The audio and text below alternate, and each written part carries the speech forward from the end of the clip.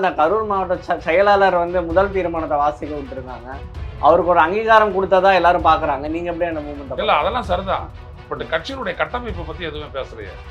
கட்சியினுடைய கட்டமைப்பு தான் ரொம்ப முக்கியம். இன்னைக்கு தீர்மானத்துல என்னென்ன குறைகள் இருந்ததா பாக்குறீங்க? நான் என்ன கேட்கிறேன் அப்படின்னா, விஜய் தான் உங்களுடைய கட்சியினுடைய முதல்வர் வேட்பாளர்னா இதை ஏற்றுக்கொள்பவர்களோட மட்டும்தான் கூட்டணி முடிஞ்சு போச்சா தீர்மானம்?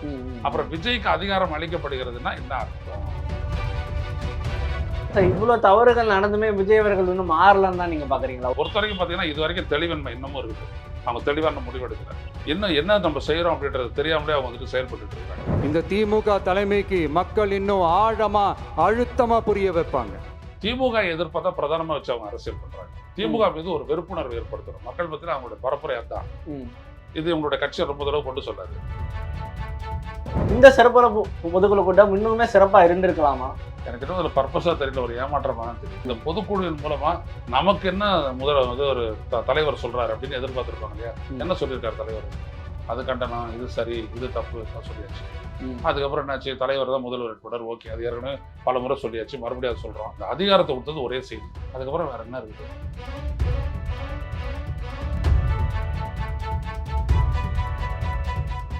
வணக்கம். இன்னைக்கு நம்ம கூட பார்த்தோம்னா மூத்த பத்திரிகையாளர் ஐயநாதன் அவர்கள் தான் நம்ம கூட இணைஞ்சிருக்காரு. இப்ப சமீபத்திய அரசியல் நிகழ்வுகள் பல்வேறு விஷயங்களை பத்தி அவர் கூட பேச போறோம். வாங்க பேசலாம் சார். வணக்கம் சார். வணக்கம். எப்படி சார் இருக்கீங்க? நல்லா இருக்கு. கண்டிப்பா சார். இன்னைக்கு காலையில இருந்தே ரொம்ப பரபரப்பான விஷயம் தான் நடந்துட்டு இருக்கு. ஏன்னா அந்த கரூர் சம்பவத்துக்கு அப்புறம் இன்னைக்குதான் எல்லா கட்சி நிர்வாகிகளும் வெளியே வந்து ஒரு சிறப்பு பொதுக்குழு கூட்டம் நடக்குது. மொத்தமா ஒரு 12 தீர்மானங்கள் நிறைவேற்றப்பட சொல்றாங்க. எப்படி பாக்குறீங்க சார் இந்த பொதுக்குழு? இல்ல, அந்த 12 தீர்மானங்கள்ல வந்துட்டு முக்கியமா தமிழ்நாடு எதிர்கொள்ளக்கூடிய முக்கிய பிரச்சனைகள் தாவேகா கட்டமைப்புகள் தொடர்பான எதுவும் இல்லை. ஒரு எடுத்துக்காட்டு சொல்றேன். விஜய் வந்துட்டு போய் முதல்ல நின்ன இடம் வந்துட்டு பாத்தீங்கன்னா பரந்தூர். பரந்தூரை பத்தி இன்னைக்கு செய்தி என்ன அப்படின்னோம்னா, 1000 ஏக்கர் நிலத்தை ஏற்கனவே கையகப்படுத்திட்டாங்க. அதற்கான இழப்பீடம் 400 கோடியை கொடுத்துட்டாங்க. மீதி நிலங்களையும் தரத்துக்கு மக்கள் தயாரா இருக்கிறாங்க அப்படின்ட்டு அரசு தரப்புல தெரிவிச்சிருக்கிறாங்க. ஆனா இவங்களுடைய பொதுக்குழுவை பத்தின அதை பத்தி எதுவுமே இல்லை. விஜய் என்ன சொன்னார்? அங்க போய் நான் உங்களோட நிற்பானாரு. இப்ப அந்த மக்கள் தனியா தான் நிக்கிறாங்க. இவர் இங்க சைலண்டா உக்காந்துட்டு இருக்கிறாரு. இதான் ஒண்ணு. அப்புறம் என்ன ஒண்ணு பாத்தீங்கன்னா, மற்றதெல்லாம் வந்துட்டு இந்த கட்டட தீர்மானம் பலது, அப்புறம் கோவை, கோயம்புத்தூர், அப்புறம் கரூரை பொறுத்த வரைக்கும் நியாயம் கிடைக்கும் அப்படி இப்படின்லாம் பேசி தீர்மானங்கள் போட்டிருக்காங்க. ஒண்ணு எஸ்ஐஆர் எதிர்த்திருக்கிறாங்க. அது முக்கியமான ஒண்ணு. அதை ஒன்றும் ஆழமாக செய்யலை, ஆனாலும் எக்ஸ்போஸ் பண்ணியிருக்கிறாங்க. அது ஒரு பெரிய பாசிட்டிவான ஒரு விடயம். ஆனா முக்கியமா அவங்களுடைய இந்த பொதுக்குழு கூட்டப்பட்டதனுடைய நோக்கம் என்னன்னா, கூட்டணியை விஜய் தான் முடிவெடுப்பாரு அப்படின்ற அந்த 12வது தீர்மானம். கூட்டணியை விஜய் தான் முடிவெடுப்பாரு, விஜய் தான் தாவேகாவுடைய முதல்வர் வேட்பாளர். 2 விஷயம் வந்துருச்சு. அது ஏற்கனவே தெரிஞ்சதுதான். தாவேகா கட்சியினுடைய தலைவர் அவரு. அது விக்ரவாண்டி மாநாட்டிலே சொன்னதுதான். எனவே அவர் தான் முதல்வர் வேட்பாளர். அதுல எந்த விதமான இதுவும் இல்லை. ஆனா கூட்டணி தொடர்பா நாங்க இப்படிதான் போவோம், இந்த அடிப்படையில தான் எங்களுடைய கூட்டணிக்கு யார் வரணுமோ அவளை நாங்க சேர்த்துக்குவோம், இல்லை நாங்க இணைவோம் அப்படின்ற விளக்கெல்லாம் எதுவும் இல்லை. கூட்டணி முடிவை விஜய் தான் எடுப்பாருன்னா என்ன அர்த்தம்? என்ன சொல்ல வராங்க சார்? கட்சி கிடையாது. கட்சி கிட்ட நான் அதிகாரத்தை வாங்கிட்டேன். இது எப்படின்னா, ஜெயலலிதா 2016ஆம் ஆண்டு சட்டப்பேரவை தேர்தலுக்கு முன்னாடி திருவான்மியூர்ல ஒரு பொதுக்குழு கூட்டத்தை கூட்டி, பொதுக்குழு, செயற்குழு, சிறப்பு அடைப்பாளர்களை வச்சு இப்படிதான் வாங்கினாங்க. யாரோட கூட்டணி போனோம் என்ன அப்படின்றத விவாதிக்கும் போது அந்த அதிகாரத்தை பொதுச் செயலாளருக்கு வழங்கி நாங்க தீர்மானத்தை நிறைவேற்றுகிறோம். தீர்மானத்தை நிறைவேற்ற முடிச்சு போயிடுச்சு. விஜய் பொறுத்த வரைக்கும் என்னன்னா, இவர் பாஜகவோட போக மாட்டாரா, அதிமுகவோட போக மாட்டாரா, யாரோட கூட்டணி? இப்போ கூட்டணியை பொறுத்த முடிவு அப்படின்றது கொள்கை அடிப்படையிலையா, அரசியல் அடிப்படையிலையா, இல்லை இப்ப இருக்கக்கூடிய சூழலினுடைய அடிப்படையிலையா? எதுவும் தெரியல. ஆனா விஜய் தான் முடிவெடுப்பார். அப்படின்னா என்னன்னா, விஜய் வந்துட்டு அந்த அதிகாரத்தை அப்படியே முழுசா வாங்கிக்கிட்டாரு. அப்ப அவர் தெளிவுபடுத்தணும்ல, நம்ம ஏற்கனவே தெளிவுபடுத்திருக்கிறோம், நம்மளுடைய கொள்கை எதிரி பிஜேபியோடனும் இல்ல பிஜேபியோட சேர்ந்திருக்கக்கூடிய கட்சிகளோடனும் எதுவும் கூட்டணி கிடையாது. நீங்க கொடுக்கக்கூடிய இந்த அதிகாரத்தை வச்சுக்கிட்டு மற்றபடி யார் நம்மளோட நோக்கி வராங்களோ அவங்களோட கூட்டணி அப்படின்னு விரிவான ஒரு சொல்லல. அப்ப என்ன அர்த்தம் அப்படின்னோம்னா, இருக்கிற சூழலுக்கு ஏற்ற மாதிரி விஜய் முடிவு எடுத்துருவாரு. அதை கட்சி ஏத்துக்கணும். அவ்வளவுதான். அதான் இங்க ரொம்ப முக்கியமான ஒரு கூறு. இதுதான் முடிவா சொல்ல வராங்களா சார்? ஆமா, வேற என்ன அதனுடைய அர்த்தம் என்ன? இப்போ பிஜேபி உங்களை அழுத்துறதா சொல்றாங்க, அதிமுக உங்களை வேண்டறதா சொல்றாங்க. அந்த அதிமுக கூட்டத்துக்கு வந்து உங்க கட்சிக்காரத்தை போயிட்டு கொடி பிடிக்கிறான். கொடி பிடிச்சிக்கிட்டு வரவேற்பு, எடப்பாடி பழனிசாமி வரவேற்பு கொடுக்குறான். அப்ப நீங்க என்ன சொல்லியிருக்கணும்?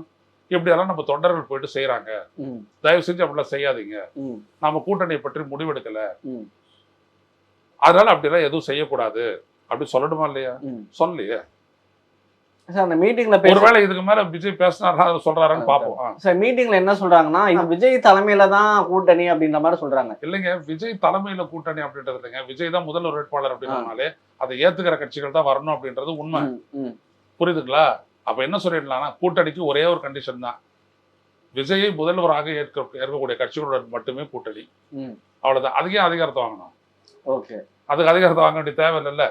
விஜயை முதல்வராக ஏற்றுக்கொண்டு வருகின்ற கட்சிகளோடு மட்டுமே கூட்டணி அப்படி சொல்லிட்டீங்கன்னா முடிஞ்சு போச்சு.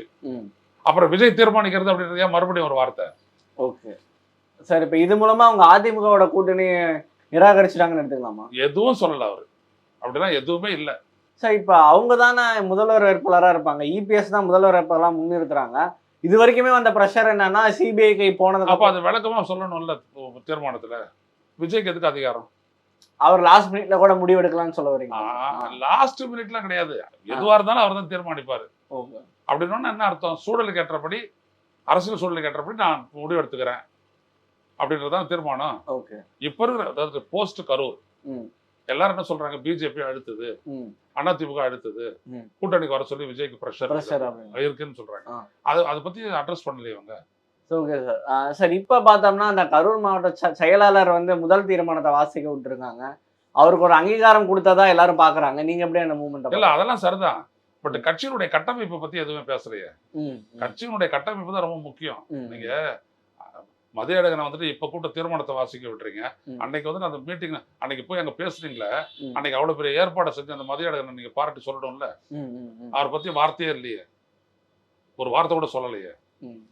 அப்ப அதான் ரொம்ப முக்கியம். உங்களுடைய கட்சியினுடைய பொறுப்பாளர் எல்லாம் அங்கங்க நியமிச்சிட்டீங்கன்னா அவங்களுடைய பேரை எடுத்து சொல்லி அவங்களை அறிமுகப்படுத்தணும் மக்கள் மத்தியில. இன்னைக்கு தீர்மானத்துல என்னென்ன குறைகள் இருந்ததா பாக்குறீங்க? ஏன்னா அவங்க பல்வேறு விஷயங்களை அட்ரஸ் பண்ணினாங்க சார். இல்ல குறை நிறைன்றது வந்து அந்த கட்சி சார்ந்தது. நான் விமர்சனம் தான். நான் என்ன கேட்கிறேன் அப்படின்னா, விஜய் தான் உங்களுடைய கட்சியினுடைய முதல்வர் வேட்பாளர்னா இதை ஏற்றுக்கொள்பவர்களோடு மட்டும்தான் கூட்டணி. முடிஞ்சு போச்சா தீர்மானம்? அப்புறம் விஜய்க்கு அதிகாரம் அளிக்கப்படுகிறதுனா என்ன அர்த்தம்? ஓகே, இது மூலமா என்ன நடக்கும்னு நினைக்கிறீங்க சார்? அடுத்து அப்ப இருக்கக்கூடிய சூழலை பொறுத்தோ, இவருக்கு வரக்கூடிய பிரஷரை பொறுத்தோ இவர் முடிவெடுப்பாரு. எப்படி வேணாலும் முடிவெடுப்பாருன்னு அர்த்தம். ஓகே, நம்ம நினைக்கிற மாதிரி ஒரு பிஜேபியோட கூட்டணி போக மாட்டாரு, அப்புறம் அந்த அதிமுக கூட்டணி போக மாட்டாரு அப்படின்னு நம்ம சொல்றதுக்கு இல்லை. அவர் உள்ளபடியே கட்சியை கான்சன்ட்ரேட் பண்ணியிருந்தாருன்னா நீ கட்சி அமைப்பு அதெல்லாம் பத்தி அவர் கான்சன்ட்ரேட் பண்ணிருக்கணும். அது தீர்மானங்கள் அது இல்ல. கட்சி கீழே வரைக்கும் நம்ம வந்து கட்டமைக்கணும் அப்படின்ற அது இடம்லாம் இல்ல. அதான் நீங்க கவனிக்கணும். ஆனா இவங்களுக்கு வந்து பொது அரசியல்ல தான் இருக்குது, வெளி அரசியல் தான், புற அரசியல்ல தான் அவர் வச்சிருக்காரு, கட்சிக்குள்ள அவர் வரல. சரி, இப்ப சமூக வலைதளங்கள் எப்படி போயிட்டு இருக்குன்னா அதிமுகவுக்கு ரொம்ப பெரிய ஏமாற்றம் தான் காத்திருக்கு. இது மூலமா அவங்க வரலன்ற மாதிரி தான் சொல்றாங்க. கொடி அசைக்காதீங்கன்னு சொல்லியிருந்தாருன்னா அந்த ஏமாற்றம். இவர் தீர்மானம் போட்டு அதிகாரத்தை பக்கம் வச்சிருக்காரு, அப்ப எப்படி ஏமாற்றம் ஆகும் சார்? அப்ப அதே மாதிரி அந்த தீர்மானத்தை பாத்தீங்கன்னா சார் மசோதாவை எதிர்க்கிறோம், வன்மையா கண்டிக்கிறோம் சொல்லியிருந்தாங்க. அதுக்கு முன்னாடி ஒரு 2 நாள் முன்னாடி அறிக்கை விட்டுருப்பாரு. அதுலயுமே டிஎம்கேவை தான் சொல்லியிருப்பாரு, இந்த மசோதா காரணமான பாஜகவை பட்டுமடாம தான் சொல்லியிருப்பாரு. அந்த அறிக்கை எப்படி பாக்குறீங்க? அவரை பொறுத்த வரைக்கும், பாஜகவை பொறுத்த தாவேகாவை பொறுத்த வரைக்கும் திமுக எதிர்ப்பை தான் பிரதானமா வச்சு அவங்க அரசியல் பண்றாங்க. திமுக மீது ஒரு வெறுப்புணர்வு ஏற்படுத்தணும் மக்கள் மத்தியில். அவங்களுடைய பரப்புரையா தான் மக்கள் நலனை பேசுறதை விட திமுக மேல ஒரு வெறுப்புணர்வு. திமுக ஒன்றும் செய்யல, திமுக ஊழல், திமுக எது பண்ணல அது பண்ணல, அதே தான் அவர் சொல்லிட்டு இருக்காரு ஒழிய வேற ஒண்ணு. அவர் பிஜேபியை கண்டுக்கிறதே இல்லை. அதுக்கு கவனிக்கணும், ஆழமா கவனிக்கணும். சோ அவரை பொறுத்த வரைக்கும் திமுக குறி வச்சு தான் ஒரு அரசியல் பண்றாரு. அவருடைய கட்சி அப்படி இருக்கணும்னு அவர் நினைக்கிறாரு. அவ்வளவுதான். இருந்தாலும் அவர் ஒரு ஆன்டி டிஎம்கே பார்ட்டியா அவர் காட்டுகிறாரு. அவரோட எண்ணம் முழுக்க அது. ஆமா, அவ்வளவுதான். சார், இந்த போக்கு சரின்னு நினைக்கிறீங்களா? அவரோட அது அவங்க தான் முடிவெடுக்கணும், மக்கள் தான் முடிவெடுப்பாங்க. இல்ல பல்வேறு மேடைகள்ல சொல்லிட்டாரு, விக்கிரவாண்டிலையும் சொன்னாரு, மதுரையிலயும் சொன்னாரு, எங்களோட கொள்கை எதிரி பாஜக தான், அவங்க கூட ஒரு நாளும் கூட்டணி இல்லைன்னு தான் சொன்னாரு. அரசியல் எதிரியோடையும் அவங்களுக்கு கூட்டணி கிடையாது, திமுகவோடய கூட்டணி. அதிமுக ஓப்பனா தான் வச்சிருக்காரு. மதுரை மாநாட்டில் என்ன சொன்னாரு, அதிமுக பலவீனப்பட்டு போயிடுச்சு, அடிமைப்பட்டு போயிடுச்சு, எல்லாரும் எனக்கு வாங்க, எம்ஜிஆர் தொண்டர்லாம் என்கிட்ட வாங்க அப்படின்ற ஒரு சொன்னாரு அவரு. புரியுதுங்களா? இப்போ என்ன முடிவுல இருக்கிறாருன்னு தெரியல. கரூருக்கு பிறகு சார், இவ்வளவு தவறுகள் நடந்துமே விஜய் அவர்கள் இன்னும் மாறலன்னு தான் நீங்க பாக்குறீங்களா? ஒரு அறிக்கை விடுறதா இருக்கட்டும், சிறப்பு பொதுக்குழுல ஒரு தீர்மானம், அவர் பேசட்டுமே, பேசி முடிக்கட்டும். என்னை பொறுத்த வரைக்கும் பாத்தீங்கன்னா இது வரைக்கும் தெளிவின்மை இன்னமும் இருக்குது. அவங்க தெளிவான முடிவு எடுக்கல. ஓகே. இன்னும் என்ன நம்ம செய்யறோம் அப்படின்றது தெரியாமலே அவங்க வந்துட்டு செயல்பட்டு இருக்கிறாங்க. இது உங்களோட கட்சியை ரொம்ப தடவை கொண்டு சொல்லாது. ஓகே. அடுத்த முறையா எப்போ நம்ம பரப்புரைக்கு போக போறோம், அதுக்கப்புறம் இதுக்கு மேல பரப்புரை கூட்டங்கள் எல்லாம் எப்படி நடத்த போறோம் அப்படின்றதெல்லாம் இதெல்லாம் பேசியிருக்கணும்ல. இங்க தீர்மானத்துலலாம் இல்லையா அதெல்லாம் பத்தி? கண்டிப்பா சார். இப்ப அவசர அவசரமா பல்வேறு இடங்கள்ல பதவிகள் ஃபில் பண்றாங்க, அவங்களோட கட்சி போஸ்டிங்லாம் ஃபில் பண்றாங்க.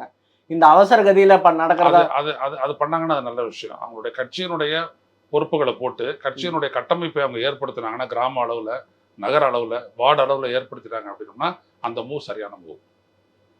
அதான் விஜய் பண்ணி ஆகணும். டிசம்பருக்குள்ள அது பண்ணி ஆகணும். ஓகே. பண்ணிட்டாருன்னா ஜனவரி, பிப்ரவரி, மார்ச்சுக்குள்ள அவருடைய பரப்புரை வந்து எடுபடும் நல்லா. Okay sir. அவரோட திட்டமிடல் எப்படி பாக்குறீங்க? நிறைய பேர் ரொம்ப தாமதமா இருக்கு, எல்லாமே லேட்டா பண்றாரு அப்படின்ற மாதிரி சொல்லி இதெல்லாம் அதான் நம்ம ஏற்கனவே பேசிட்டோமே. அவருடைய திட்டமிடல்லாம் தப்பு, அவர் பிரச்சாரத்துக்கு வந்தது தப்பு, அது பண்ண முறை தப்பு, அதனால இவ்வளவு பெரிய பெரிய டிராஜடி ஏற்பட்டு போச்சு, எல்லாத்தையுமே சொல்லிட்டோமே. அவர் அந்த அரசியல்ல அவர் முழுமையா ஈடுபடவே இல்லை. கட்சியை பத்தி அவர் எந்த விதமான சிந்தனையும் இல்லாத இருந்தாரு. இப்பதான் முதல் முறையா இந்த 27ஆம் தேதிக்கு பிறகு அவர் அரசியல் கட்சியை பொறுத்து அவர் யோசிக்கிறாரு. இதுக்கப்புறம் இது எப்படி வருதுன்றதை பார்க்கணும். இதுக்கப்புறம் தான் எல்லாமே பார்க்கணும். ஆமா சார். இப்ப நிறைய பேர் இந்த சிறப்பு பொதுக்குழுவத்தை ரொம்ப எதிர்பார்த்து காத்திருந்தாங்க. ஏன் அப்படின்னா விஜய் அவர்களுக்கு ஒரு எக்ஸ்பீரியன்ஸ் கிடைச்சிருக்கும், ஒரு அடிப்படை வந்திருக்கும். இப்ப பல்வேறு புதிய பதவிகள், பவர்ல இருந்த புஷியானந்த வீக் ஆக்குறாரு, அவர் புஷியானந்துக்கு இருந்த பவரை கொஞ்சம் கொஞ்சமா கம்மி பண்றாரு, இந்த மாதிரிலாம் சொன்னாங்க. இந்த சிறப்பு பொதுக்குழு கூட்டம் இன்னுமே சிறப்பா இருந்திருக்கலாமா? இப்ப இதுவரைக்கும் நீங்க பார்த்த வரைக்கும்? எனக்கு இன்னும் ஒரு பர்பஸா தெரியல, ஒரு ஏமாற்றமா தான் தெரியுது. ஓகே. உங்களுக்கு ஏமாற்றம்? அந்த கட்சி இந்த கட்சிக்காரங்களுக்கு தான் அப்படி இருக்கு. எனக்கு என்ன ஏமாற்றம், கட்சிக்காரங்களுக்கு என்னன்னா இந்த பொதுக்குழுவின் மூலமா நமக்கு என்ன ஒரு தலைவர் சொல்றாரு அப்படின்னு எதிர்பார்த்திருப்பாங்க இல்லையா? என்ன சொல்லியிருக்காரு தலைவர்? அது கண்டனம், இது சரி, இது தப்பு, அது சொல்லியாச்சு. அதுக்கப்புறம் என்னாச்சு? தலைவர் தான் முதல்வர் வேட்பாளர், ஓகே, அது ஏற்கனவே பல முறை சொல்லியாச்சு, மறுபடியும் அதை சொல்றோம். அப்புறம் என்ன? அது அதிகாரத்தை கொடுத்தாச்சு. அந்த அதிகாரத்தை கொடுத்தது ஒரே செய்தி, அதுக்கப்புறம் வேற என்ன இருக்குது? அப்ப இது ஏமாற்றமா நிறைவா? புரியுதா? இன்னும் ஆக்கப்பூர்வமா ஏதாவது பண்ணிருக்கலாம் அப்படின்னு நிறைய பண்ணிருக்கலாம். விஜய் என்ன பேசுறாருன்றது பொறுத்து. அது